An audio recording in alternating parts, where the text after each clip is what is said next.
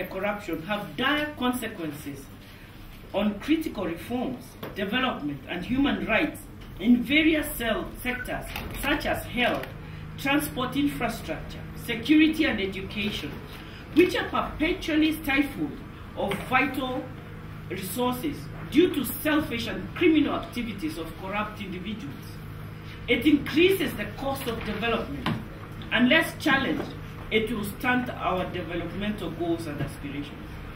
Indeed, the negative impact of corruption on human rights has been buttressed by the findings of a study by Kenya National Commission on Human Rights in Mombasa, Busia, and Kakamega counties, which shows that Kenyans continue to suffer from lack of access to proper medical care in country-run government hospitals, as well as deteriorating security and lack of quality education due to endemic cases of corruption in these counties. The Kenya National Commission on Human Rights shall be releasing this report to the public in the coming days. As the custodian of the Bill of Rights and alive to the fact that corruption kills the very spirit of democratic culture that we seek to nurture as a country, we want to assure Kenyans that the Kenya National Commission on Human Rights will not stand in silence as the principles of good governance are obliterated by those who seek illegal means to enrich themselves at the expense of the public. We will continue to demand for individual accountability from all those who have been adversely mentioned as merchants of corruption in line with the laws of the land. We have a number of recommendations to make, and I will allow my Vice Chair to make them. Thank you, Chair. We therefore make the following recommendations.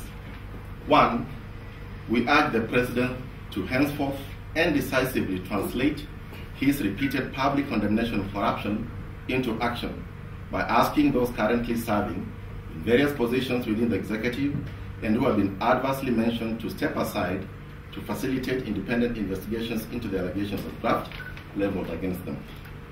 We are particularly concerned about the continued appointment to public offices of persons adversely mentioned in corrupt practices. For instance, the recent appointment of Mr. Chris Okemo to the board of Kenya Seed Company is of great concern to us. As we all know, Mr. Okemo, a former finance minister, together with others, are battling extradition to the United Kingdom to face multiple charges of money laundering and misconduct in public office.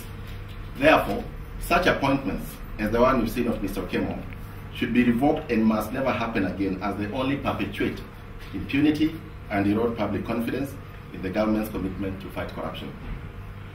Number 2, we are saying that all those who have benefited from corruption be compelled to return the amount of monies that they have illegally acquired, as stipulated in Article 226, Sub-Article 5 of the Constitution, which provides, and I quote, that if the holder of a public office, including a political office, directs or approves the use of public funds contrary to law or instructions, the person is liable for any loss arising from that use and shall make good the loss, whether the person remains the holder of the office or not. End of quote. Number 3, we call for thorough investigations in the reported cases of corruption in parliamentary committees, especially in the Public Accounts Committee, which is a key oversight organ of Parliament in safeguarding public funds against misuse and pilferage. Stern action must be taken against those members of Parliament found culpable in order to restore public confidence in the legislature. Number 4, the Office of the Auditor General be given sufficient operational autonomy to continue discharging its watchdog role over the use of public resources. We are therefore particularly concerned about the current Public Audit Bill of 2014, which seeks to quote-unquote trim the powers of the Office of the Auditor General, especially in matters touching on national security expenditure.